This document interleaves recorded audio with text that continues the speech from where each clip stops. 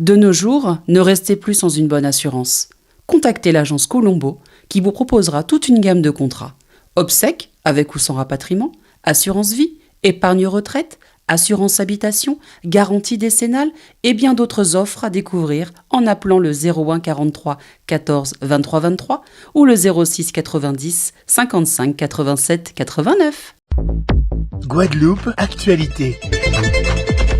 Justice pour Clodo, pas un jour ne passe sans que la famille et les soutiens de Claude Jean-Pierre ne demandent que justice soit faite depuis le décès du sexagénaire en novembre 2020. Pour rappel, Claude Jean-Pierre, surnommé Clodo, avait perdu la vie à la suite d'une interpellation menée par 2 gendarmes ADF. En février 2023, un non-lieu avait été requis par le parquet de Basse-Terre avant que l'affaire ne soit réouverte 2 mois plus tard. Aujourd'hui encore, les proches de Claude Jean-Pierre, se battent pour que l'enquête se poursuive et qu'un procès soit mené. Ce matin, la fille et le gendre de Clodo, accompagnés d'un collectif d'avocats, ont tenu une conférence de presse à la salle Rémy Ninsouta à Pointe-à-Pitre. Un reportage de Ruby Échevin. Justice pour Clodo, justice pour Clodo, c'est ça nous commander. Justice pour Clodo. Alors aujourd'hui, on est à Pointe-à-Pitre, à la salle Rémy Ninsouta, pour une conférence de presse qui s'est tenue en présence de nos avocats, afin de tenir la population informée de l'évolution de l'affaire Clodo, qu'on puisse avancer vers ce besoin qu'on a de procès, parce que on rappelle aujourd'hui que ça fait plus de 3 ans qu'on est lancé dans ce combat, ce lourd combat pour demander la mise en examen des gendarmes Charlier et Boyer qui ont extirpé mon père de son véhicule avec une telle violence qu'il en est ressorti inerte, avec 2 vertèbres brisées, une compression de la moelle épinière. Et malgré la gravité des blessures, malgré la mort qui s'en suivra, on a aujourd'hui 2 agents de la gendarmerie qui ont un simple statut de témoin assisté. Nous, on se bat aujourd'hui pour une mise en examen parce qu'on a des indices graves et concordants, notamment la vidéosurveillance de la ville de Dieppe et également des comptes rendus médicaux qui montrent la culpabilité de ces 2 agents.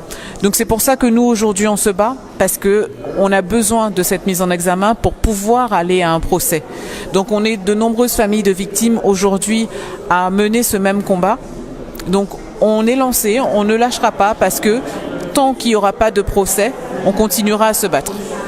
Très clairement, on est dans un dossier de violence policière et ce sont des dossiers qui, par essence, sont des dossiers difficiles parce que l'adversaire est l'institution.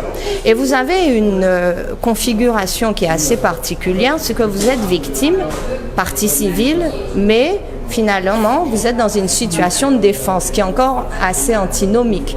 Vous êtes obligé de démontrer, en tant que partie civile, en quoi la maréchaussée a pu faillir et commettre un délit. La raison pour laquelle on a organisé cette conférence de presse, c'est pour dénoncer le manque de réponse judiciaire qu'on a justement. Aujourd'hui, on a un film, l'État républicain, qui est une enquête qui montre tout ce qui s'est passé le jour de ce contrôle. Et malgré tous ces éléments, on n'a toujours pas de mise en examen.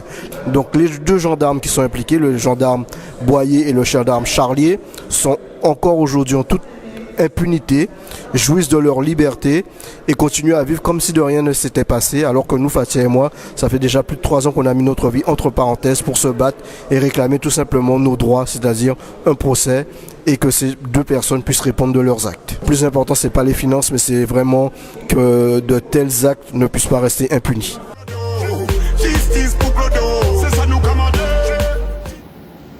Depuis le 1er juillet, la société Onodis n'assure plus la gestion de l'eau et de l'assainissement par délégation de services publics pour les villes du Lamentin et de Dieppe. Le mois dernier, les salariés avaient entamé un mouvement de grève en réponse à un manque de communication quant à leur transfert au sein du syndicat mixte de gestion de l'eau. Aujourd'hui, dans l'incertitude pour leur avenir, ils se sont mobilisés devant le siège du SMGEAG. Suite à ce mouvement de grève, le directeur du syndicat a souhaité éclaircir le sujet au micro de Charlie Dagonia et de Maxime Morel. Aujourd'hui, il y aura trimballer les salariés, il savent exactement là, qui côté. Dans les conditions de transfert, les conditions de transfert, par contre, pas respectées. Parce que les transferts doivent être faits dans l'article L1224.1 qui a dit que Et c'est les contrats, les salariés qui ont transféré avec tout acquis à eux, tout le salaire à eux. Et aujourd'hui là, ni surtout la SOR qui a dit comme quoi qu'il ne peut pas reprendre les camarades dans le cadre de la ça. La SOR en réalité voudrait prendre 11 et le SMJA 5. Donc ça veut dire qu'il restait 5, il restait 4 sur la touche.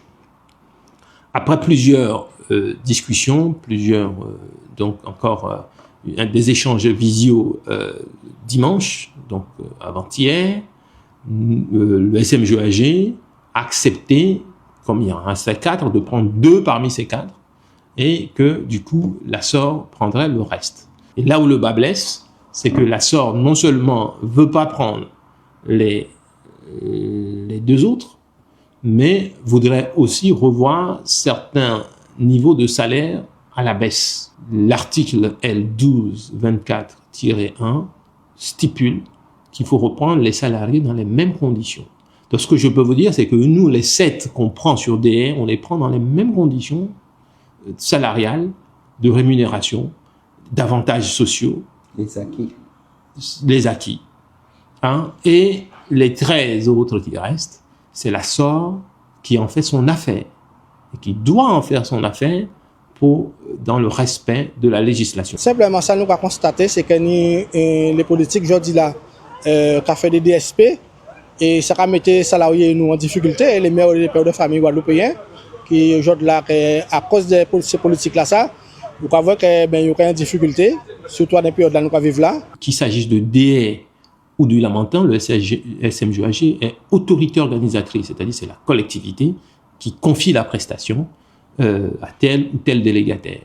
Et donc effectivement, d'où les contacts qu'on a avec la SOR, les échanges qu'on a fait en présentiel ou en visio avec la SOR et le délégataire sortant, Enodis, pour que les choses soient clarifiées. Donc pas plus tard qu'hier, j'ai reçu un courrier de Enodis qui dit clairement les 7 qui doivent aller à DE et les 13 qui doivent aller à la SOR pour le lamentin.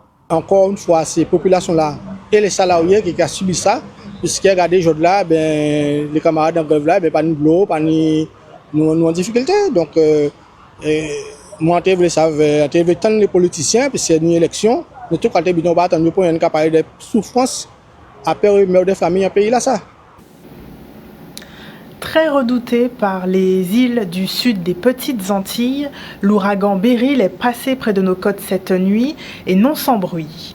La Grenade n'a pas été épargnée, la Martinique non plus, et sur notre archipel qui avait été placé en vigilance jaune pour fortes pluies et vagues submersion, la houle a provoqué des dégâts, notamment visibles sur la côte sous le vent.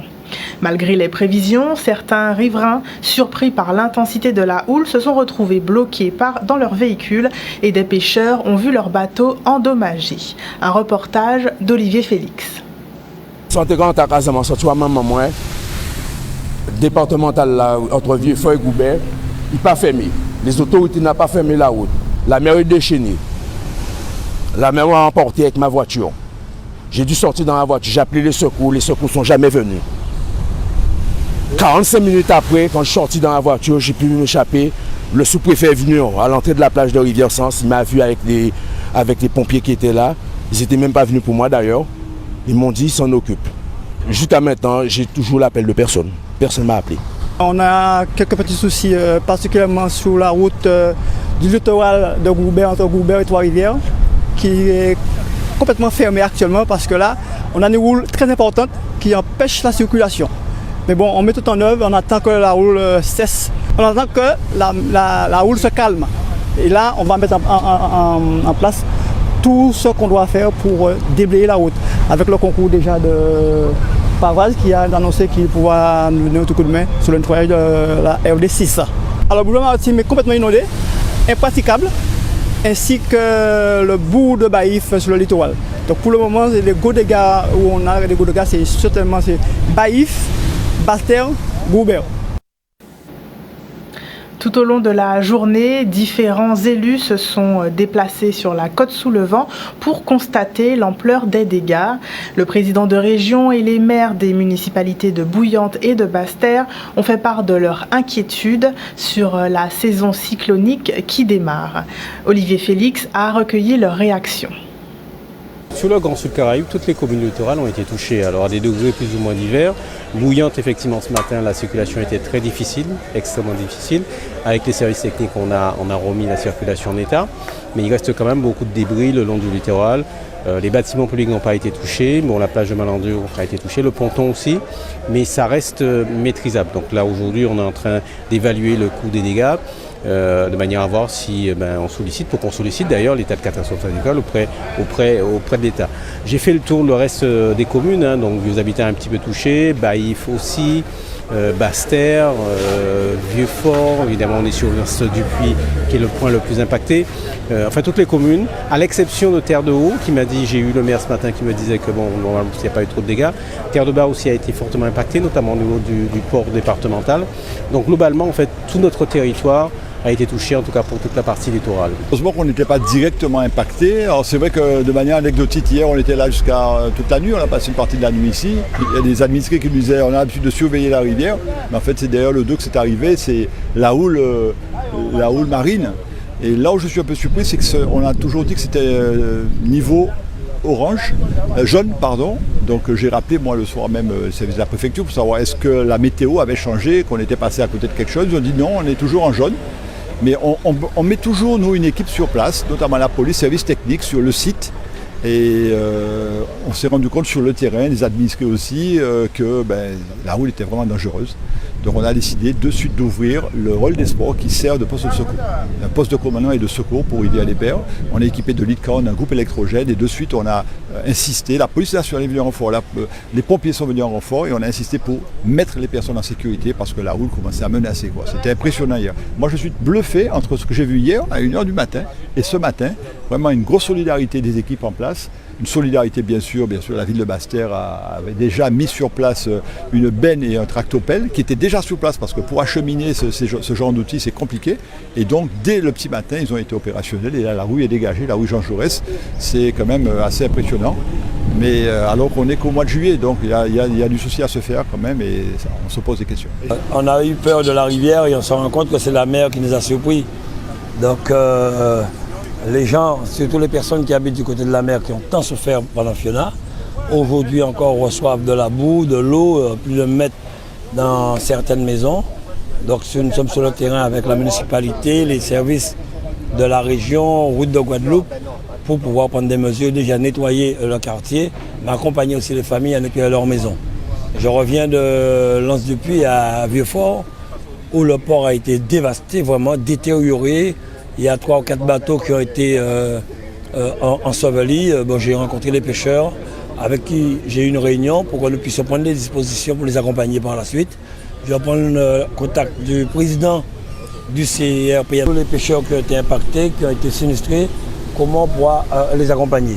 Mais je dis encore heureusement quand même que cet ouragan ne soit pas passé sur la Guadeloupe parce qu'avec seulement les vents très loin, voire les dégâts causés sur tout le littoral du sud Basse-Terre, je dis qu'on le chape belle. Et cette nuit, Beryl a également causé du tort à la ville de Vieux-Fort. Le président du conseil départemental, le maire de Vieux-Fort ainsi que le sous-préfet ont dénombré les impacts de l'ouragan et réfléchissent déjà aux moyens d'anticiper les prochains épisodes cycloniques. Reportage. C'est impressionnant puisque c'est tout le port de Lens-Dupuis, le port de pêche et de plaisance qui est impacté. Et c'est surtout tous les travaux qui ont commencé et qui étaient dans une phase de finalisation et de finition qui ont été à nouveau détruits. Et là, c'est vraiment, je l'ai dit, décourageant. Mais il faut effectivement se dire que la nature peut à n'importe quel moment faire et défaire ce que nous, les hommes, nous avons mis en place. Après les retours que nous ont fait ce matin, après l'ouverture du COD en préfecture, les agents de gendarmerie, de police, mais également le SDIS, et le tour que nous allons faire avec les communes, il ressort que globalement, nous avons des dégâts au moins d'infrastructures, quelques-uns, et sur des bateaux qui étaient amarrés dans les ports de pêche ou sur les anses, sur Vieux-Fort. Nous avons également des dégâts sur Rivière-Sens, des dégâts sur des habitations à Basse-Terre, notamment sur le quartier de Rivière-des-Pères, et peut-être un petit peu sur des haies. Donc je me suis déplacé après l'ouverture du COD et après avoir fait un point avec les services de gendarmerie, de police, de l'ARS et des services de l'État. Je me suis déplacé sur les communes pour identifier quelles étaient l'étendue des dégâts et voir véritablement qu'est-ce qu'il était nécessaire de mettre en place très vite pour accompagner les habitants qui auraient pu être impactés par cette pluie importante que nous avons eue hier soir et qui va continuer dans la journée, et notamment les vagues de submersion marine. Vous savez, lorsqu'on voit ça, on doit se dire que comment la nature peut intervenir, puisque c'est un phénomène qui n'est même pas passé sur la Guadeloupe. C'est les effets purement secondaires. Et lorsqu'on voit ces dégâts, il y a pratiquement 8 bateaux de pêche qui détruits, 2 voiliers. En plus, lorsqu'on voit tous les travaux, les staccades que nous venons de terminer, complètement détruits, nous pose à réfléchir et sur la conception même des choses, mais aussi que chacun puisse avoir en tête que cette notion donc, de zone à risque. En tout cas, il s'agit de port départemental. Il y a une digue qui est construite depuis plus de 20 ans. Ce que j'ai demandé à mes services, c'est très rapidement, c'est de lancer donc des études pour la reconstruction de cette digue, mais que cela se fasse avec les marins pêcheurs, puisqu'au-delà donc des travaux du cabinet d'études, les marins pêcheurs, puisque c'est eux qui l'a, c'est eux qui a utilisé tout le temps, ni des lèvres, les peut-être formités puis à gauche puis à droite, c'est eux qui pédient aussi. Donc très rapidement, dès le mois de juillet, moi je veux que ces études se fassent pour que nous puissions reconstruire le plus rapidement possible cette digue. Et une fois que nous ayons reconstruit la digue, on va pouvoir réaménager le bord de mer, enfin, et permettre l'activité, puisque les travaux que nous avions réalisés, c'était pour faciliter les travaux donc, des pêcheurs. Donc on va pouvoir refaire cela. Mais en tout cas, des dégâts très, très importants. Et avec le secrétaire de la préfecture, ce que nous avons demandé, c'est que les personnes qui ont subi des dégâts, qui puissent faire remonter au niveau de la mairie, et pour qu'on essaie d'obtenir un classement catastrophe naturelle. Et comme le disait plus tôt le président de région Harry Chalus, à Terre-de-Bas aussi des dégâts sont à déplorer. Bateaux de pêcheurs, voiliers, véhicules et commerces ont également été endommagés. Le préfet de la région Guadeloupe a indiqué que des pluies sont attendues cette nuit avant un épisode pluvieux entre mercredi et jeudi consécutif à une onde tropicale. Mais comme le mois de juillet commence, il est synonyme donc de vacances, mais aussi de bonne nourriture, d'amusement et de festivités. Et à ce titre, pour la 4e année, la brasserie L'Écouse revient avec son événement gourmand des vacances, Juillet Totalement Food. Et pour en parler, nous recevons donc ce soir Lisa Gali, organisatrice de l'événement, et David Drumeau, chef consultant. Bonsoir à vous deux. Bonsoir. Bonsoir, merci pour l'invitation. Merci. C'est avec plaisir que nous vous recevons ce soir. Donc, déjà aujourd'hui commence le premier show cooking de la brasserie L'Écouse. Donc, c'est une brasserie qui est située à Goyave et c'est chaque mardi un show cooking en présence de chefs invités, dont David Drumeau qui nous expliquera comment est-ce qu'il va justement intervenir. Ces chefs vont revisiter la street food, vont nous faire découvrir aussi la gastronomie avec donc des produits locaux pour vraiment éveiller les papilles donc des personnes qui seront présentes. Est-ce qu'en quelques mots, vous pouvez nous dire quel est l'objectif de ce mois, de cet événement Juillet Totalement Food ? Alors l'objectif vraiment pour nous, c'est de mettre en avant le terroir guadeloupéen parce qu'on a un terroir extraordinaire. On a aussi des cuisiniers aussi qui subliment les plats locaux.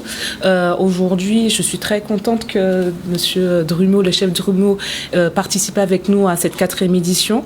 Donc ce soir, on reçoit le chef Thibaut qui va visiter le poisson cru.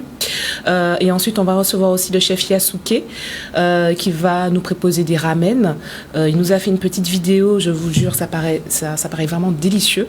Ensuite, nous aurons l'Illusion qui viendra aussi nous proposer des plats, ça s'appelle des brioches, je crois, feuilletées. C'est comme un burger, mais revisité. Vraiment un vrai délice. Et le chef Drumeau va nous présenter ce qu'il va nous proposer lors de sa venue chez nous à l'Écouse. Très bien. Alors justement, donc le chef David Drumeau, donc vous êtes installé à Abidjan en Côte d'Ivoire depuis plus d'1 an. Vous êtes également consultant culinaire et vous interviendrez donc le mardi 23 juillet. Le mardi 23, pour une démonstration qui va allier la cuisine africaine et caribéenne. Est-ce que vous pouvez nous en dire un peu plus? À quoi devrons-nous nous attendre? Alors c'est vrai. Donc maintenant depuis 2 ans, je vis donc à Abidjan. Donc j'y travaille là-bas. Je fais du conseil. J'ai une table d'hôte aussi. Et je fais de la formation et donc je baigne depuis 2 ans dans la gastronomie africaine et plus particulièrement celle de la Côte d'Ivoire.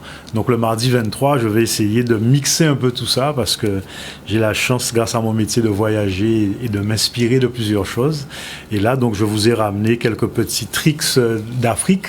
Et donc, on va travailler un légume qu'on travaille beaucoup là-bas, qui est l'aubergine. Alors là-bas, ils ont des petites aubergines amères qu'on ne va pas trouver ici, mais je vais travailler les aubergines traditionnelles qu'on va faire revenir avec un peu de miso, de miel, sur un yaourt qu'on appelle le labné, qui est un yaourt libanais, parce qu'il faut savoir qu'on a il y a une grosse communauté libanaise à Abidjan. Et tout ça mixé, ça va faire une petite entrée sympa qui sort un peu de l'ordinaire, petit zeste de citron par-dessus pour pepser tout ça. En plat, si mes souvenirs sont bons, on va faire une petite sauce arachide.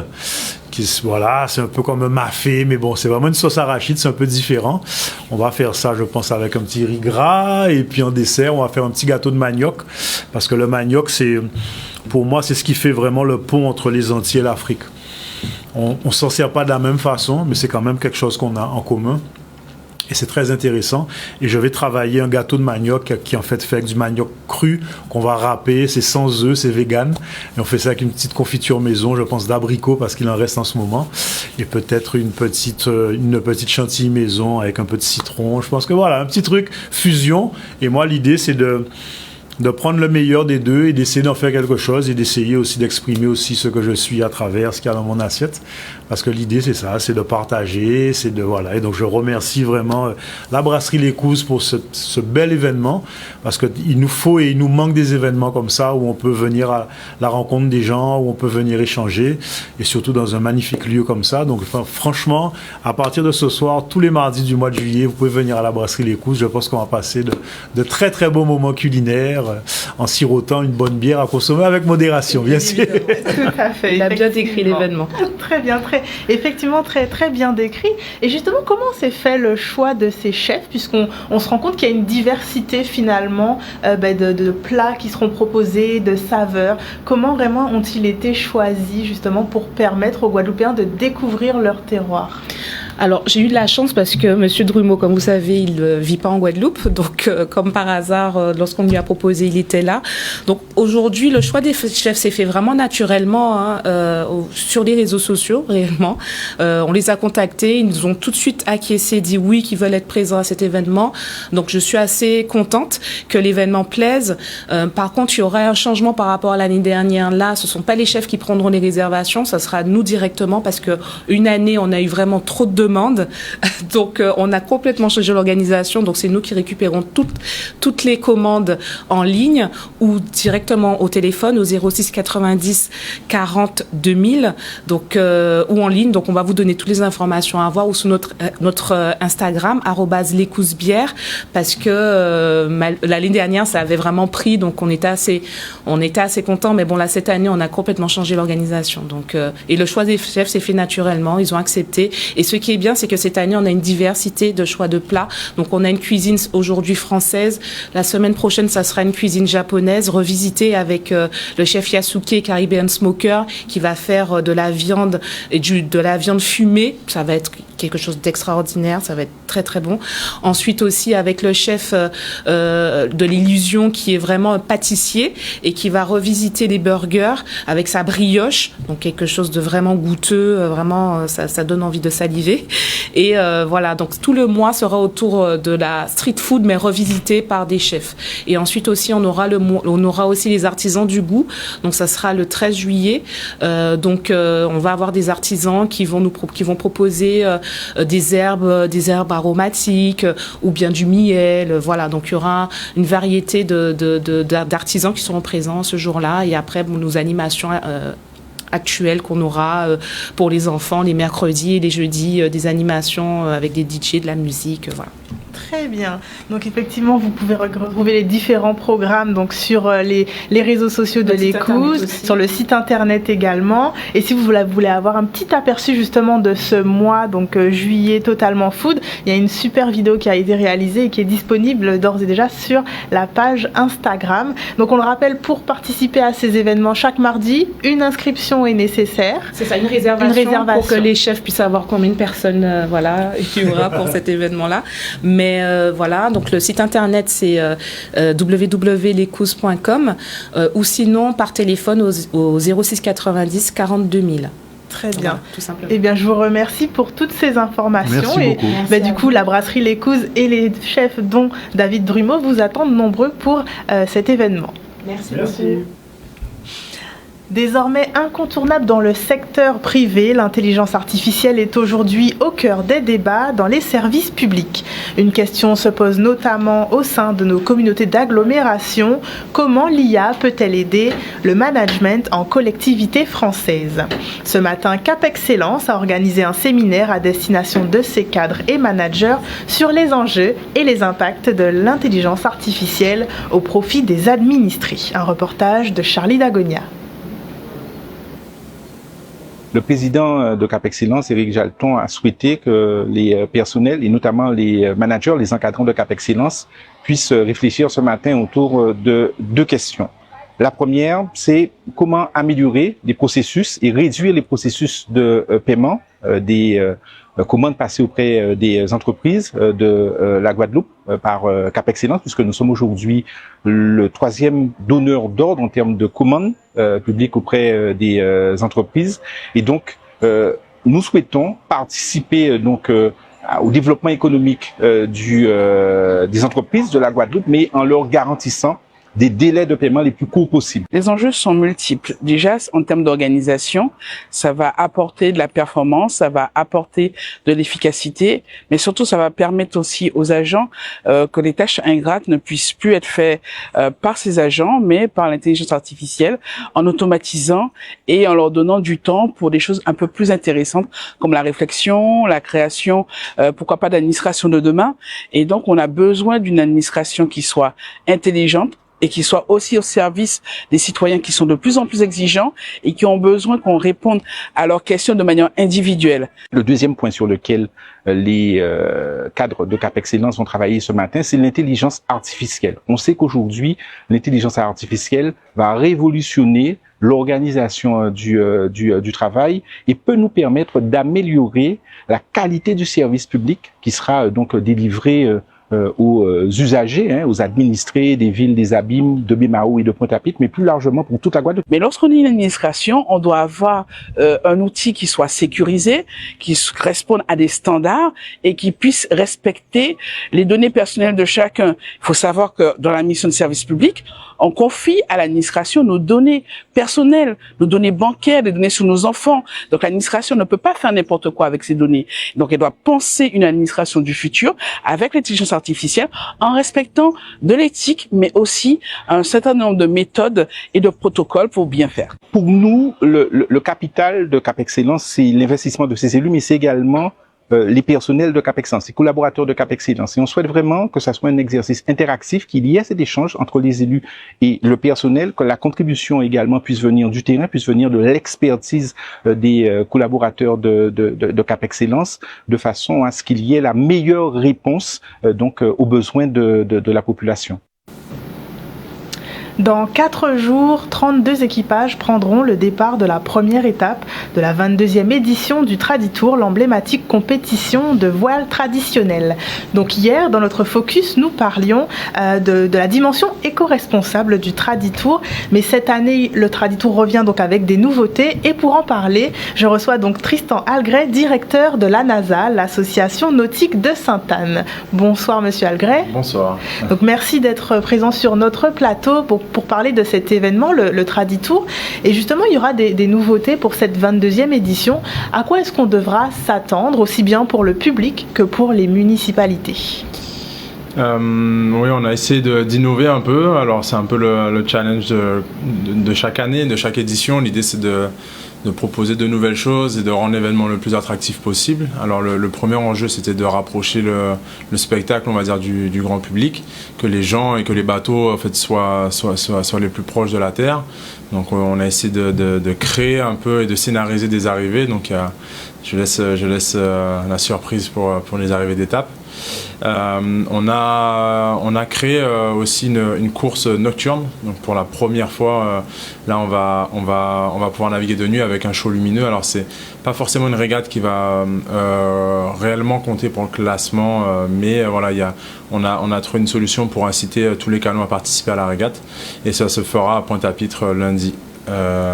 Donc lundi soir, donc c'est une journée où il y a 2 étapes. Il y a une étape la journée, donc dans l'après-midi, et une étape en soirée, donc avec un finish devant le Memorial Act et un petit village, etc. Enfin, on essaie vraiment de proposer quelque chose de sympa.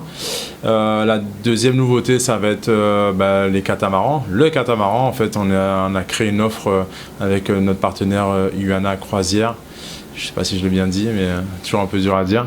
Mais pour justement essayer de proposer aux gens de monter à bord, de vivre l'expérience Traditour en mer. Donc profiter d'une journée complète, all inclusive, avec le brunch, le petit déjeuner, le déjeuner, et la fête avec, et le tout en suivant les 2 dernières étapes. Donc l'étape de Saint-Louis de Marie-Galante vers le Gosier, et la dernière Gosier à Sainte-Anne. Donc oui, c'est les quelques nouveautés avec pas mal d'autres choses. On a vraiment amené pas mal d'animations sur les villages aussi, donc voilà, on a essayé de faire quelque chose de sympa.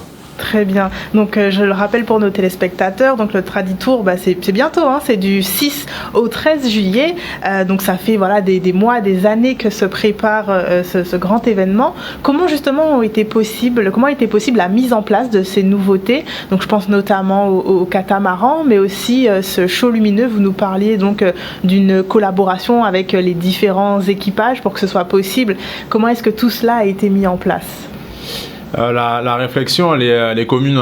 Il y a un petit groupe de travail derrière tout ça. On essaye de réfléchir et vraiment de partager des idées ensemble et de construire, de trouver ce qui est pertinent. Finalement, on se met d'accord et on se dit que ça peut donner du sens. Les idées, le show lumineux, tant qu'à être sur du nocturne, on essaie de mettre en valeur les bateaux le mieux possible. On avait une réflexion aussi dans le sujet des JO, le côté de la flamme, etc., le côté un peu lumineux. En plus, ça arrive au MAC. Enfin, voilà. Il y a toute cette partie-là. Sur la partie un peu catamaran, c'est un peu inspiré, on va dire, de la Martinique, hein, parce qu'ils le font assez bien. Mais nous, on a voulu le faire à notre sauce. On a la chance d'avoir un événement qui est assez intéressant, et des partenaires qui comprennent aussi les enjeux qu'il y a pour eux, que ce soit en termes de visibilité ou même eux derrière, d'activation, on va dire, commerciale, économique. Et au-delà de ça, c'est des gens qui partagent des valeurs et la vision qu'on essaie d'amener. Alors nous, comme je disais, c'est inspiré de la Martinique, mais on essaye de vraiment un peu contrôler cette affaire-là. L'idée, c'est pas de tomber peut-être dans de l'abus, etc. Mais c'est qu'on essaie de maîtriser aussi la flotte de bateaux qui va pouvoir suivre le Traditour, parce que ça fait partie de la sécurité. Donc pareil, on a un accent assez fort sur la sécurité. On a la chance d'avoir quand même des marins pêcheurs qui jouent vraiment le jeu avec nous. On a le SDIS et d'autres partenaires qui nous accompagnent. Donc ça, c'est plutôt cool. Mais oui, l'idée des katas, on trouve que c'est une bonne idée. Est-ce que ça va marcher? On verra le jour J. En attendant, je pense qu'on a bien travaillé l'offre, le produit intéressant, parce que les katas, c'est ce qui marche. On en voit de plus en plus à des boats parties, etc. Mais oui. O News Radio. toute l'actualité nationale et des Outre-mer.